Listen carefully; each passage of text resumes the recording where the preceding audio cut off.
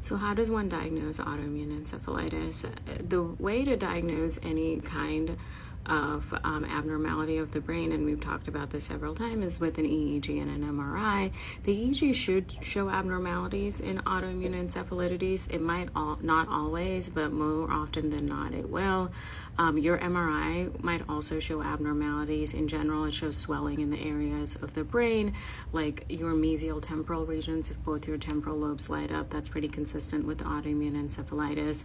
Various blood tests. These blood tests consist of looking for viral infections. There's also send out blood tests to check for specific autoimmune panels that do take a while to come back. So those are all things you can do. Additional tests are PET scans. If your MRI is normal, we can always get a PET scan.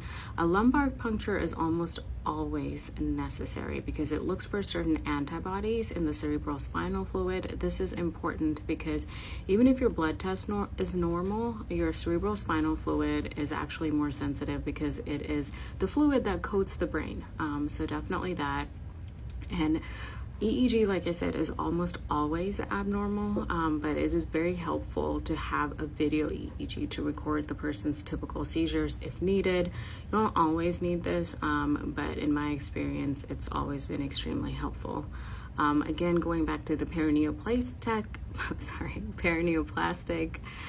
cause of this, it can be due to cancer somewhere in the body with a history of cancer. So the workup can also be done at that time to look for tumors or cancers. Usually this comes with a PET body.